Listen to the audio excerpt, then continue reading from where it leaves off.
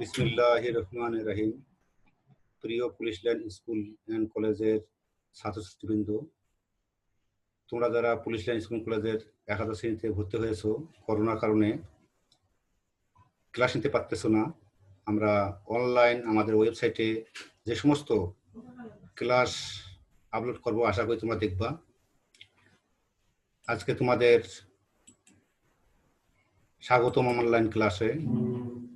বিষয় তথ্য ও যোগাযোগ প্রযুক্তি, শ্রেণী একাদশ, police line school and college, Rangpur. শিক্ষক পরিচিতি। আমি মোহাম্মদ কাজীউল ইসলাম, সহকারী অধ্যাপক ICT, master trainer ICT, police line school and college, Rangpur. শিখন ফল। আজকের শিখন ফল হচ্ছে জেনেটিক ইঞ্জিনিয়ারিং, অর্থাৎ ডিএনএ পরিবর্তনের মাধ্যমে নতুন বৈশিষ্ট্যপূর্ণ কোনো উদ্ভিদ বা প্রাণীর সৃষ্টি করাকে জেনেটিক ইঞ্জিনিয়ারিং বলা হচ্ছে।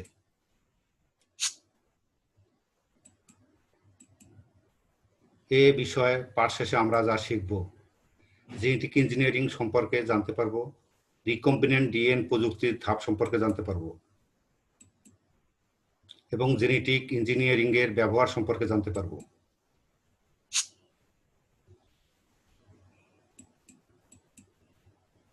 কোন জীব থেকে একটি নির্দিষ্ট জিন বহনকারী ডিএনএ খণ্ড পৃথক করে ভিন্ন একটি জীবে স্থানান্তরের কৌশলকে জেনেটিক ইঞ্জিনিয়ারিং বলে।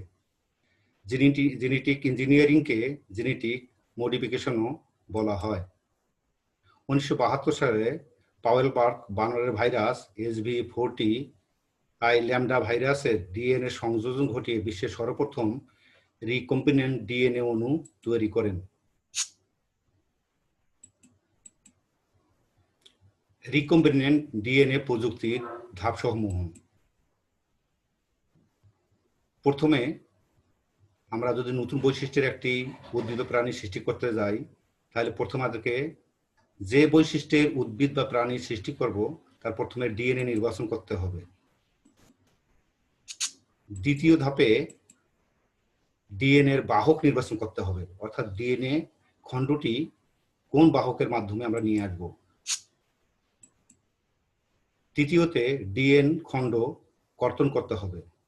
তোমরা জেনে রাখবা, ডিএনএ খণ্ডন কর্তন করতে হয় আণবিক কাঁচি বা রেক্টেশন এনজাইমের মাধ্যমে।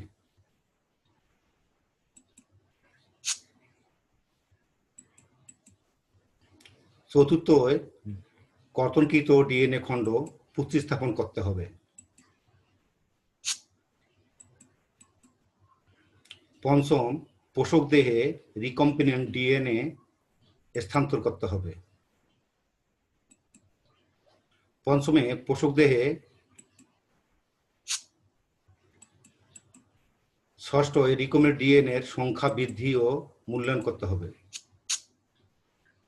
আমরা যদি ছকের মাধ্যমে দেখাই, তাহলে প্রথমে আমরা প্লাজমিড ডিএনএ, কাঙ্ক্ষিত জিন এবং আমরা ডিএনএ পর্যবেক্ষণ করে ছকের মাধ্যমে দেখিয়ে দিলাম যে কিভাবে নতুন বৈশিষ্ট্যের উদ্ভিদ প্রাণীর সৃষ্টি করা যায়।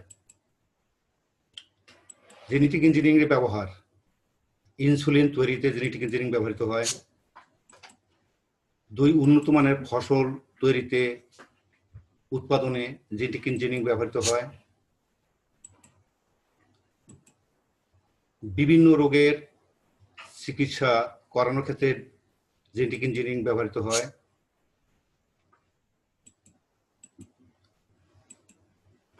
ফার্মাসিউটিক্যাল পণ্য অর্থাৎ বিভিন্ন ঔষধ তৈরিতে জেনেটিক ইঞ্জিনিয়ারিং ব্যবহৃত হয়। হরমোন তৈরিতে জেনেটিক ইঞ্জিনিয়ারিং ব্যবহৃত হয়। ভাইরাস নাশক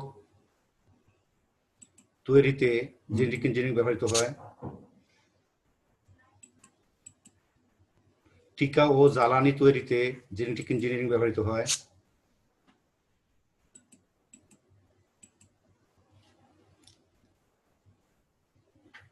উন্নত জাতের মাছ তৈরিতে জেনেটিক ইঞ্জিনিয়ারিং ব্যবহৃত হয়, অর্থাৎ মৎস্য উন্নয়নে ব্যবহৃত হয়।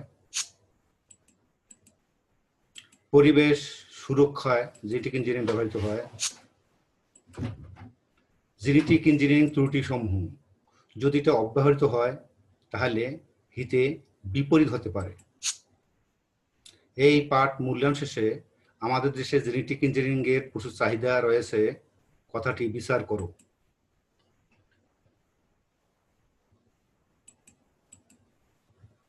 মূল্যায়ন 1, এক সেট পূর্ণাঙ্গ জিনকে কি বলে? সঠিক উত্তরটিতে ক্লিক করুন। যদি আমরা ডিএনএ তে ক্লিক করি বলবে দুঃখিত ভুল হয়েছে।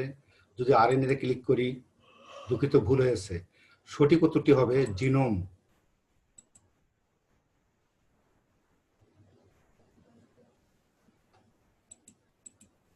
মূল্যায়ন 2, ডিএনএ কর্তন করা হয় সঠিক উত্তরটিতে ক্লিক করুন। কাঁচি দ্বারা দুঃখিত ভুল হয়েছে। ব্লেড দ্বারা ভুল হয়েছে। আণবিক কাঁচি দ্বারা সঠিক হয়েছে।